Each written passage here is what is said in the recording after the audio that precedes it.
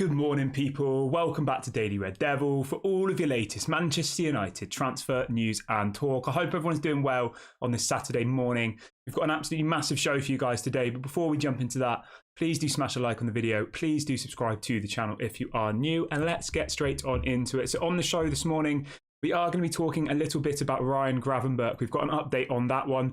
We're going to be talking a little bit about Anthony Martial. There's a really big story coming in around a potential move to Saudi Arabia. We're also going to be talking a bit about Benjamin Pavard and that it's looking like he will now stay at Bayern Munich. We've also got a bit of an update on Kobbie Mainoo to bring you. We've got a bit of a strange one to talk about around Anthony, which is, yeah, we'll get into that further into the show. And we've also got a little bit that's come out surrounding the takeover as well, which we will take with a pinch of salt, of course. But yeah, please do get in the comment section. Please do get involved. I try and make it as interactive as possible. So yeah, do get your thoughts in the chat. Right, let's start off with... what should we start off with? Right, let's start off with Kobbie Mainoo quickly then. So anybody who hasn't seen Erik ten Hag, they released another press conference. I think it was this morning or about 10:30, 11 p.m. last night.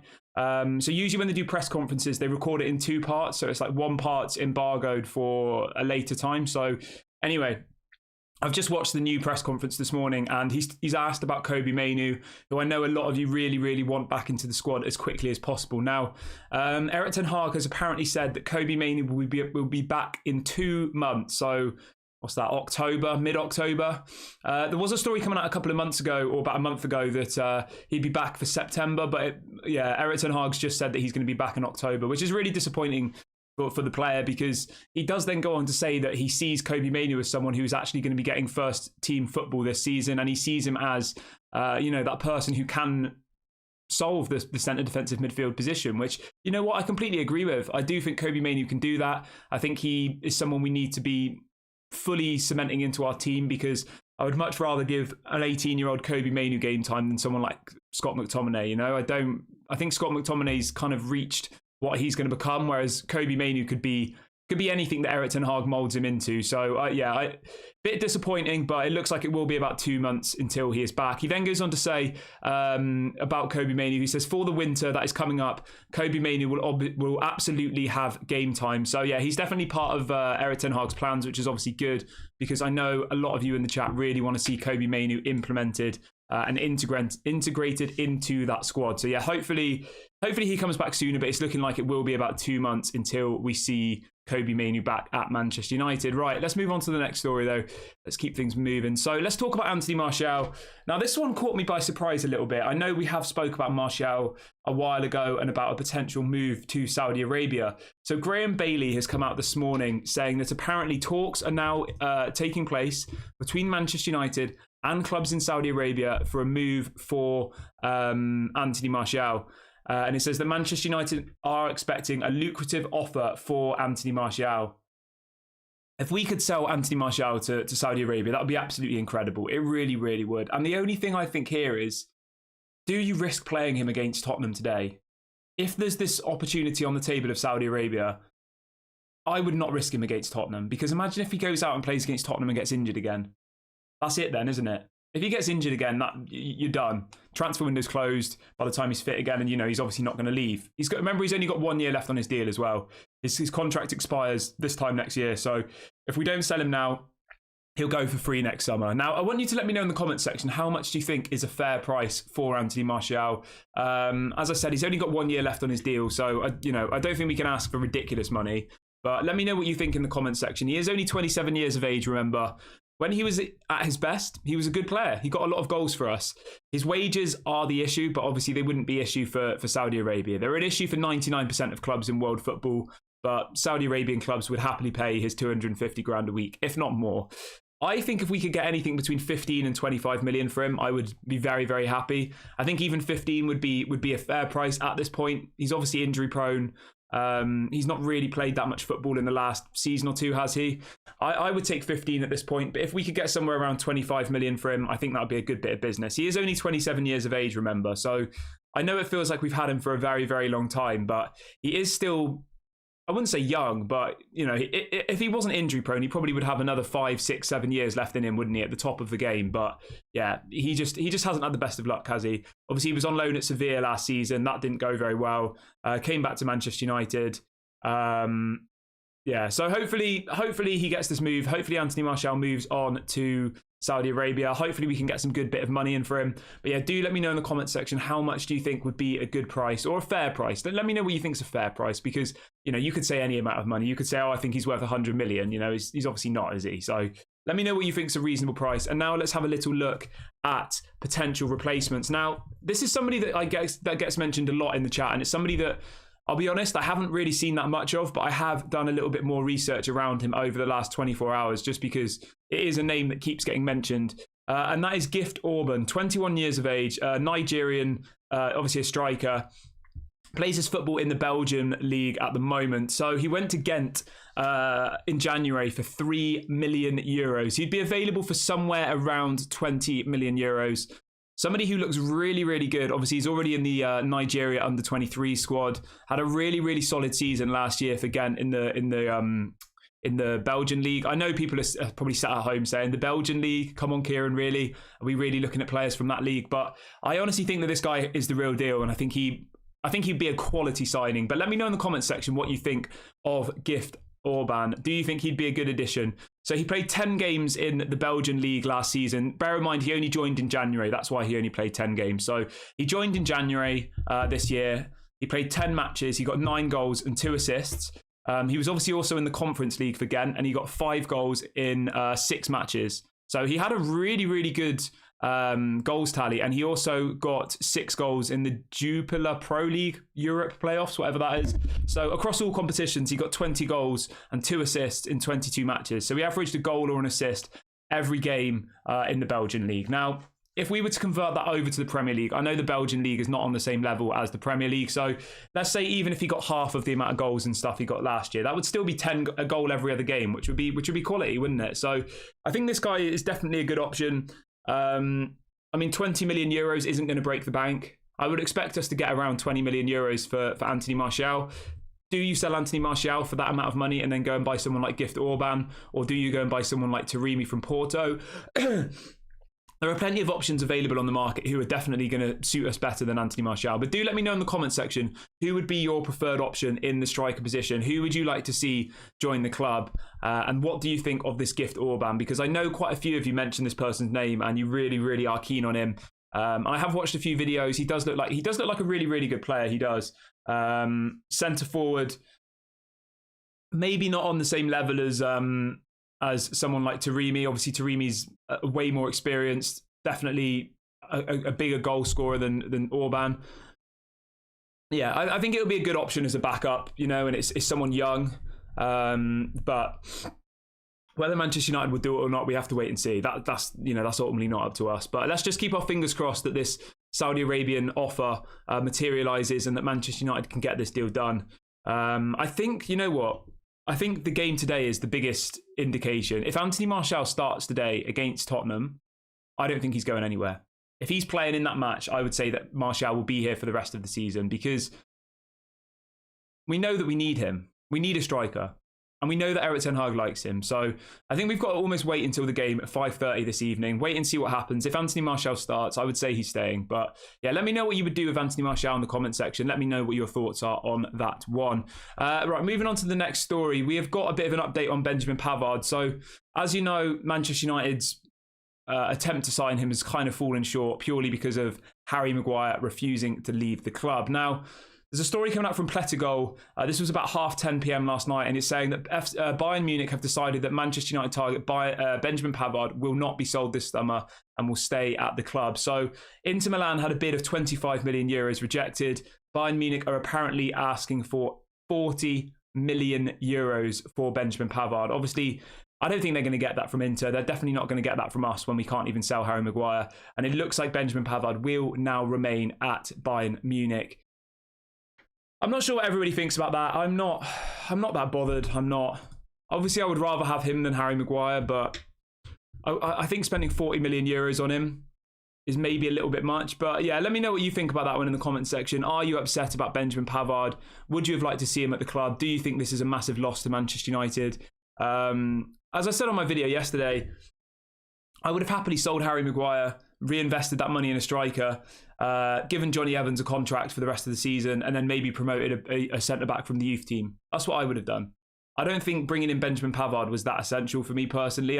He doesn't excite me that much. I think we want to be building a team for the future. You see Chelsea going and buying, this left back, 18 years of age. You see Manchester City going and buying Gavardiol, like all of these young profile players who are going to be here for the next 10 years, if not longer.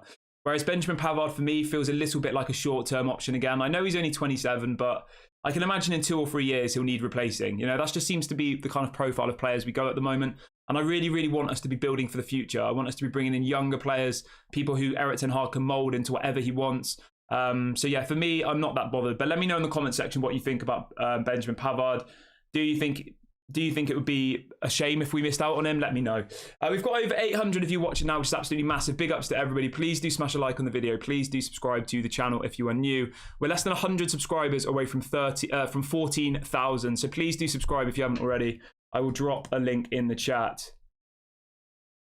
Anthony says, should we be keeping players for the sake of needing them?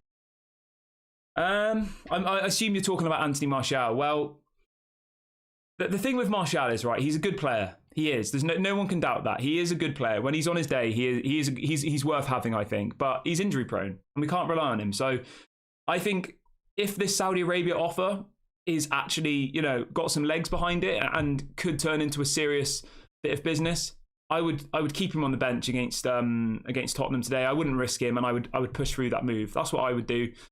We know that we need strikers, but what's the chances we put him on in that game against Tottenham and he gets injured? It probably will happen. It always seems to happen with Martial. So yeah, for me, it's sell him 100%, 110%. As long as we can then replace him. Obviously, if we're unable to replace him, then it kind of changes things, doesn't it? Right, let's move on to the next story though. Let's talk about Harry Maguire. So anybody who missed the show last night will not have seen the news that Harry Maguire has not travelled to London today for the game against Tottenham. This was confirmed by Samuel Luckhurst, who reports for the Manchester Evening News. Now, we were all trying to decipher this in the chat last night, and I think this is Erik ten Hag pushing him out of the club. I really, really do. We saw him do it to Ronaldo. We saw him do it to, we saw him say one thing to the press about David De Gea when really he didn't want him. So, yesterday he does a press conference. He says he's really happy that Harry Maguire is staying, but you can clearly see by his facial expressions that he's not happy. Less than a few hours later, Harry Maguire's not on the bus to go to Tottenham game. Is that a coincidence? I don't think so. So we are now just waiting for more news on this story. Some people are saying maybe he's injured. Some people are saying maybe, this is Harry Maguire being pushed out of the club. At this moment in time, we don't know exactly what's going on with the Harry Maguire situation. All we know is that he's not on the bus and he's not gone to Tottenham and he's not in the squad whatsoever. So hopefully we get a bit of clarity before the game. I'm sure Erik ten Hag will be asked before the match starts, and I'm sure we'll get a bit of news. Whether Erik ten Hag will tell us the truth, I don't know. I wouldn't be surprised if he says, he's got a little knock or something. But yeah, I think he's being pushed out of the club. I really, really do. And I think it's the right decision. So if this happens, Erik ten Hag would have my utmost respect. He really, really would, because it definitely does need to happen. He definitely needs to go. Him staying at the club this summer it's not good for anybody. So let's keep our fingers and toes crossed that it does mean Harry Maguire is going. But yeah, let me know in the comment section what you think about this one. Do you think that there is any truth in this story? Or do you think it's just an injury? Or what? Maybe he's in the under-21s. Let me know what you think. As I always like to see you guys' comments in the chat. So let me know what you guys think. Right, let's move on to the next story though. Right, let's talk about Ryan Gravenberch. We have a bit of an update on him for you. Now, let me just say from the beginning, this is somebody who I really, really want to see at Manchester United. I think he's a quality player. I think he's somebody who we definitely should be looking at signing, right? Now, Christian Falk, obviously German journalist, writes for Sport Bild over in Germany, is reporting that Liverpool are set to bid £20 million for Ryan Gravenberch, who has also been linked to Manchester United. I mean, if they get him for £20 million, that would be an incredible bit of business. Incredible. Manchester United have to enter the race for Ryan Gravenberch at £20 million. If you could get Gravenberch and Sofian Amrabat for £45 million combined, that would be an amazing bit of business. That would be about the amount of money we'd expect to get for Scott McTominay from West Ham. That's how much we're asking for. 45 million for 2 players. So let's hope that Manchester United's interest is serious. Fabrizio did say that Manchester United are the ones to watch in the Ryan Gravenberch situation, and that we're really, really interested in. Erik ten Hag really wants him. Whether or not this will materialise into a bid, who knows? knowing Liverpool, if they want him, they'll probably act quite quickly. We'll still be talking about, why did we not sign Gravenberch years down the line, like we're talking about Sofyan Amrabat. So at this moment in time, let me know what you think about Ryan Gravenberch. Is he somebody you would like to see at Manchester United, or would you prefer to get Sofyan Amrabat? Let me know your thoughts in the comment section. For me, I think we need both of them. I think we really need Sofyan Amrabat as the more, just the kind of straight up similar profile to Casemiro. But then we also need Gravenberch as more of the ball playing, somebody to bring the ball forward. Obviously, he's not on the level of Frenkie de Jong, but that more similar type of profile of player, So for me, we need both of them. And if those are the types of fees that are being quoted around £20 million, I think we have to enter the race. I think we really do. 20 million for him, 25 for Amrabat, and then you go and get a striker, Taremi, Gift Orban, someone like that for £20 million. That's about £65 million on 3 players, and that would massively improve our squad, and it would massively improve our chances this season. So we can see as fans what needs to be done. Whether or not Manchester United will do it, we'll have to wait and see. Obviously, as it always is with transfers, there's a domino effect. So if Harry Maguire goes, if Scott McTominay goes, and Anthony Martial goes, we could have a crazy last few weeks of the window. If none of those players go, we could be sat here in a couple of weeks. Just, very, very frustrated.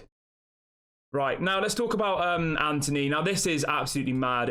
I know we saw this a couple of days ago. Right, so there's a massive story coming out about Antony. I'll read it out to you really quickly and then we can discuss it. So it says representatives of Gabriella Cavallina, Antony's ex-partner, are preparing a complaint against Antony for domestic violence.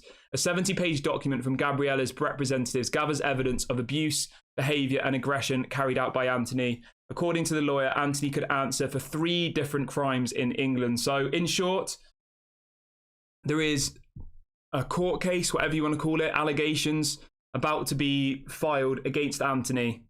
And the allegation is domestic violence. Obviously, we know nothing about the case whatsoever, but the reason I bring this up is it's just not what Manchester United need at the moment, is it? Obviously, a criminal investigation is a criminal investigation, so we can't, I'm not going to say Manchester United's bigger than the law, because obviously it's not, but we've just had the Mason Greenwood stuff coming out, and now literally 24 hours later, we've now got this. It is absolutely mad. It really, really is. Obviously, let's wait and see what happens. Let's wait and see what happens by way of the court case and all the rest of it. Obviously, this was something that was mentioned in the summer. There was a lot of people saying, have you seen about Antony's ex-partner thing? And I said, to be honest, let's just leave it for now, because I think it was maybe being filed in Brazil, but now she's filing the allegations in England. So obviously that then has a direct implication on him. We'll have to just wait and see, but it's just an absolute mess. It's an absolute mess. Yeah, so we'll have to wait and see. But it really doesn't help our situation at the moment, does it? So obviously when we get more news on that, we will bring it to you. But yeah, obviously I wanted to bring that one into the show. Now I wanted to talk about the takeover really, really quickly. So obviously we had the news coming out from Samuel Lutkers yesterday, which I think we all just agreed was the same news being regurgitated over and over again. Now we've had that same news regurgitated again this morning by another journalist. So Rob Dawson from ESPN is reporting that Joel and Avram Glazer are reluctant to give up their shares of Manchester United. Okay. Well, we heard that 8 months ago. And then he goes on to say that the Glazers have been warned about the potential backlash from fans if they do not sell Manchester United. I mean, rightly so. If nobody's telling them what's going to happen if they don't sell the club, then their advisors need sacking, because it's going to be an absolute outrage if they don't sell the club. There's going to be protests, there's going to be all sorts of stuff, and it's not going to be good. And then it goes on to say, sources close to the Qatari bid for Manchester United remain sceptical that the club is actually for sale. A number of financial groups are also waiting to hear whether their offers of investment have been accepted. So Rob Dawson's put out the same story that was put out yesterday, ultimately saying that nobody knows what's going on. The way I read this is, maybe he just doesn't know what's going on. Do you know what I mean? Like, maybe he doesn't know what's going on, so he's just putting out these stories saying nobody knows what's going on and all the rest of it. Yeah, I don't know. I just think at the moment it's just the same stuff being repeated over and over again, and it's just getting really, really tiresome now. And then when you've got all this other stuff going on as well, Mason Greenwood, all the rest of it, it just doesn't paint a very good picture on anything, does it? It doesn't paint a good picture on how the club's being run. It doesn't paint a good picture on the people who are making the decisions at the club, and it just reinforces the fact of how bad the Glazers are at running this football club. Their decision-making clearly doesn't exist. that, you know, the way they operate in the transfer window is an absolute disgrace and all the rest of it, you know. So when you actually boil all of these things down, it's just another clear indication of how badly Manchester United has run. What have we got?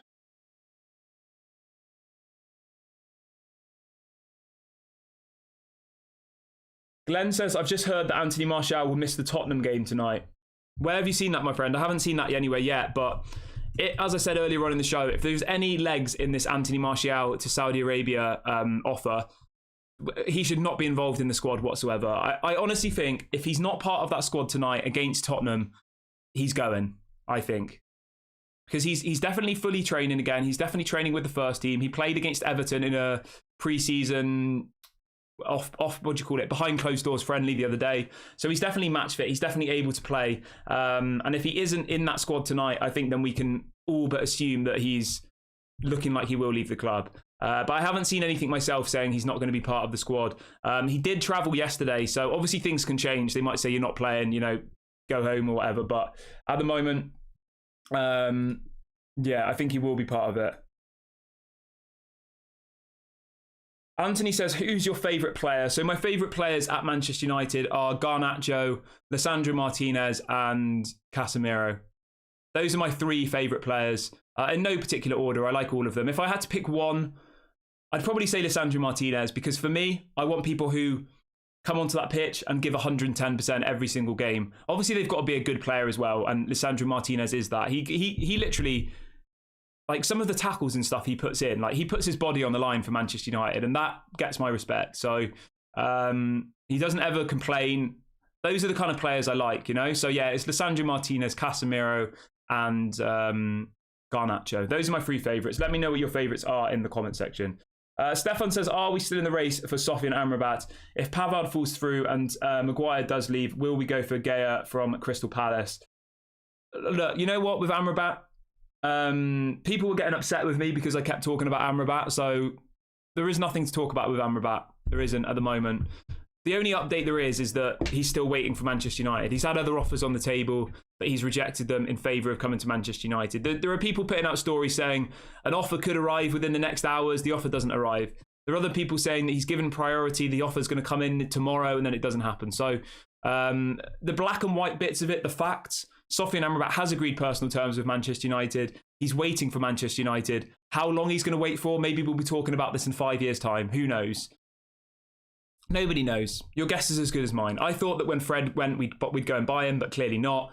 Donny van der Beek doesn't look like he's going to go to Sociedad, so I don't know. I have no idea, really. Lumen says, Kieran, are you excited for the Spurs game? Yeah, I am. I'm always excited to watch Manchester United. I had some people in the chat yesterday being like, why are you so excited about the game tomorrow? We're going to lose. And I'm like, what's even the point of being a Manchester United fan if you think that negatively? It's a game of football. Anything can happen. I'm excited because I get to watch Manchester United play. You know? That's why I'm excited. So yeah, I'm 100% excited. Obviously, you get a bit nervous once kickoff starts, you know, but I'm not going to the day before be like, oh, I'm not excited, we're going to lose. It's just like, why do you even bother watching football if you think that bad negatively about things? But yeah, in short, I'm excited. I think we're going to beat them 2-1. Incognito says, what do you think Dallow's role will be this year? Do you think he will be spend most of it as backup to Aaron Wan-Bissaka, or will regain his first choice spot? I'm not sure with Dallow. I think Aaron Wan-Bissaka is a better player. I do. I think he's obviously 10 times better defensively. I think Aaron Wan-Bissaka is getting better going forward. And I don't know. I just don't really feel like I've seen much improvement in Dallow. I just think he's always kind of okay. I never watch Dallow and I'm like, oh my God, he's incredible. Whereas Wan-Bissaka, the amount of points he saved us. I think back to that, was it last season against Crystal Palace?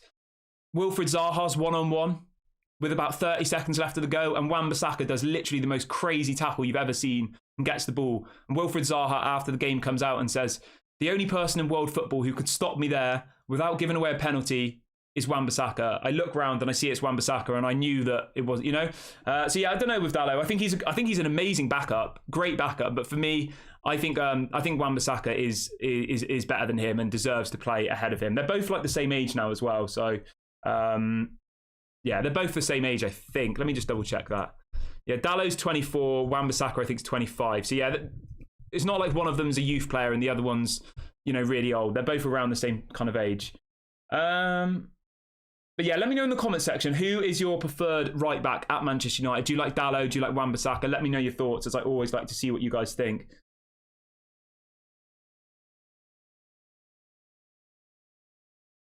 Keeper says, Kieran, if we don't get a striker and Højlund is injured and Martial is sold and window closes, do you think we'll trust Sancho as false nine so Rashford can have his best game at left wing? Yeah, potentially.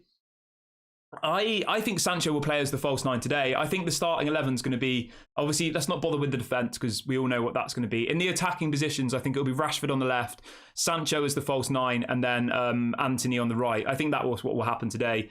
And I think we're going to play a 4-2-3-1. If anybody missed my match preview, I think it'll be a 4-2-3-1 today. I honestly think people are going to be slating me, but I honestly think that Scott McTominay is going to start today, and I don't think Mason Mount's going to start. I think it will be a midfield two of Casemiro and McTominay. And then I think we'll have three, it'll be 4-2-3-1, I think. But let me know in the comment section what you think will be the starting lineup today. What formation do you think we'll play?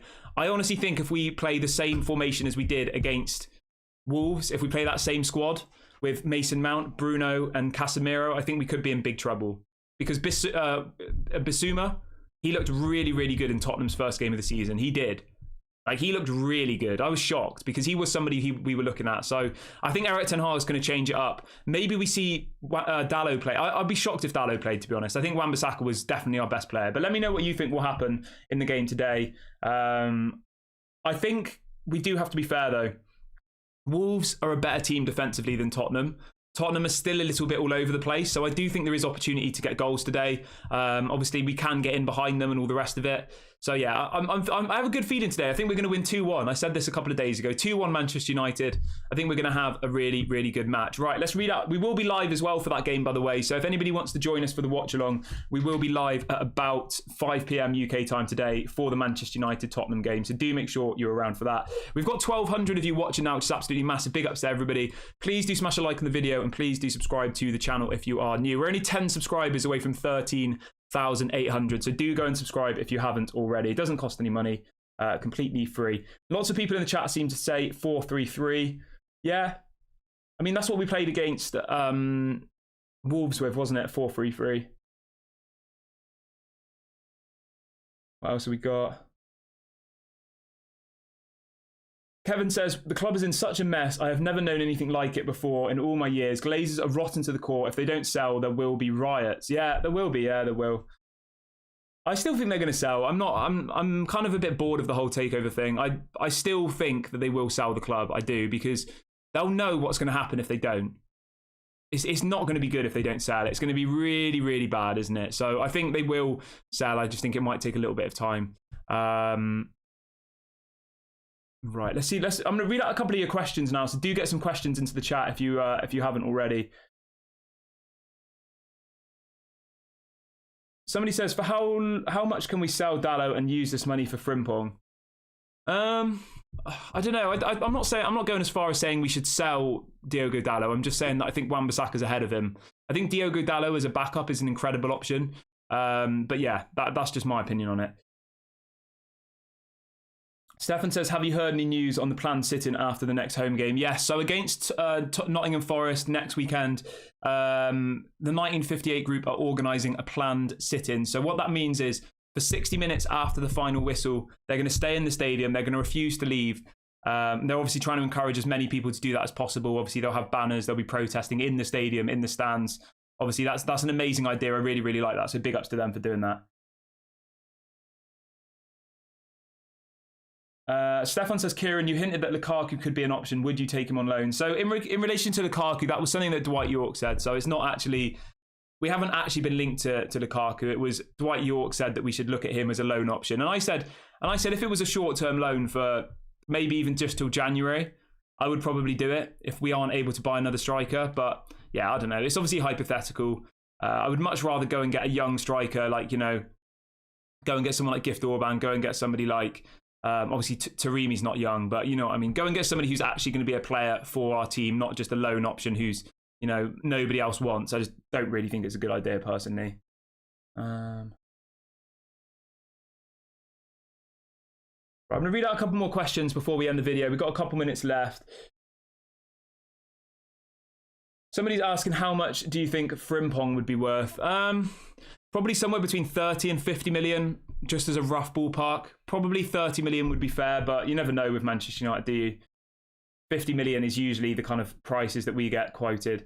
Somebody's asking when is Mason Greenwood going to join the team? So in relation to Mason Greenwood, obviously we had the story come out a couple of days ago that Richard Arnold had spoke to the other executives at the club and told them that Mason Greenwood is coming back. Now, that's obviously had absolute outrage. There's people not protesting. There's people threatening to resign. There's people threatening to go on strike.